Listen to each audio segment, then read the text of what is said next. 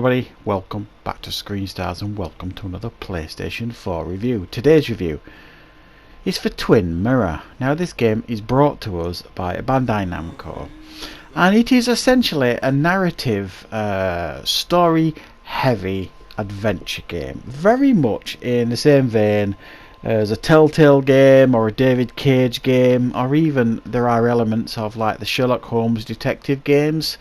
So it's like a little bit of a blend of each of those games thrown in for good measure, if you like. And you play a character called Sam, who is a reporter. Now he is returning to his hometown of Basswood, which is an old mining town. Now he hasn't been back for 2 years, as he did a story on the mines when he lived there that didn't go down particularly well and ended up with the mines closing.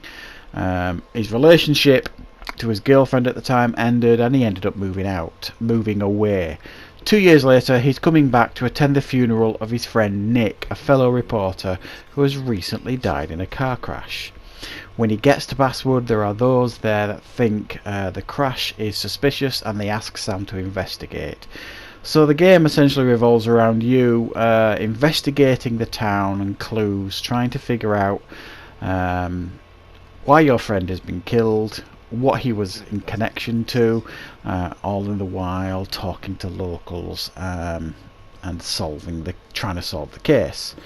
Right, what are my thoughts on this game? Well, if you like those games that I mentioned, if you like Telltale games, if you like the David Cage games like Detroit Become Human, Heavy Rain, or even to some degree like the detective heavy Sherlock Holmes games, there's elements of all those games in this game that you will probably quite enjoy.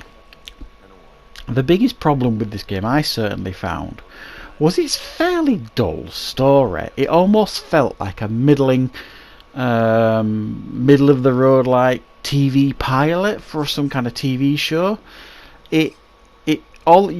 For the first few hours of playing it, you kind of think it's gonna take off in a minute. It's gonna get a bit more interested in a minute, and it never really does. I mean, yeah, there's a murder plot, but it never really takes you down the rabbit hole sort of thing in regards to, you know, intertwining plots and conspiracies and all this kind of stuff. It never really gets particularly interesting. What this game tries to do to make it a little bit different and stand out a little bit is Sam has got like two gameplay elements. He's got his mind palace. Now those of you who watch the TV show Sherlock, the Benedict Cumberbatch show, will know what a mind palace is. It's essentially you go into your mind and you sort through files and this kind of stuff and try and figure out this, that and the other. And when Sam is investigating this, he will go into his mind palace and try and put together clues while he's investigating certain sections of the game and try and piece the clues together. The Mind Palace also works as another gameplay mechanic where when he's feeling anxious, Sam, or he's got something stressing him, when he goes into his Mind Palace it turns into something else, and his anxieties are kind of overpowering him, and you've got to kind of solve these little puzzles in the Mind Palace to try and get out of the other side. Very, very simple puzzles really, like running down a corridor type puzzles, trying to avoid this, that and the other, or trying to focus on certain areas. It's nothing special, but they try and change up the gameplay elements, if you like, so that's what tries to make this game stand out a little bit. But this Sam, when he's investigating, will enter his Mind Palace and put two and two together and try and piece the clues together, and it'll all feel a little bit familiar if you've played like I say, the Sherlock Holmes games and things like that. It never really feels like you're solving the case though. It's just a case of putting the clues in the right order that makes sense, and if it doesn't make sense it won't progress on, so it'll only move the game forward when you put them in the right sequence, and if that makes sense. Another element to the game is, which is why it's called Twin Mirror, is he's got like his twin, which is like his conscience, his psyche, that he keeps having conversations with. Imagine Dexter, the TV show Dexter, if you've seen that. He's he's constantly talking to his father, who essentially is his conscience. He's not really there, it's all in his imagination, but he's having conversations with him. It's very much like that here. He's having a conversation with a twin version of himself, and that adds another element to the game, if you like. The people in the town, I mean, it's one of those West Virginian type towns, very small. Most of the people are quite bland. There are some who are quite spiky and aggressive towards this character Sam because of the news story that he wrote, because many people relied on the mine for a living, and since he did his story, the mine shut down, so he's not very popular in the town. But the people there that you talk to aren't overly interesting, and like I say, it just doesn't do an awful lot in regards to make you interested in what is going on. You do get the opportunity to play Pac-Man. There is a Pac-Man in the pub, Pac-Man machine, and you can play it to your heart's content, the Pac-Man machine, which I thought was a really cool, nice addition. That was fun. It's kind of a by the numbers detective story really here, and like I say, it never really goes beyond that.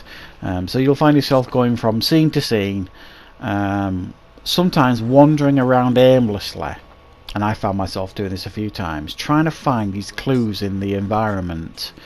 Some of them you'll walk around and you'll see it'll like have a triangle for the PlayStation controller, and it'll be like an observation, and some of them will be like a clue for him to store in his memory, and once you've got enough of the clues that you need, then you can go into your mind palace and solve the scene.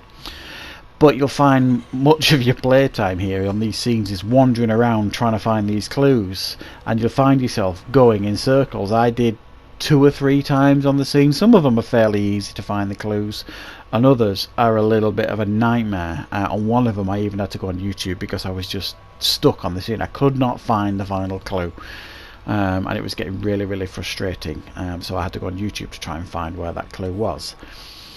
So you will find yourself wandering around, and it's not exciting gameplay wandering around trying to find clues, and it does get a tad frustrating on many of the scenes.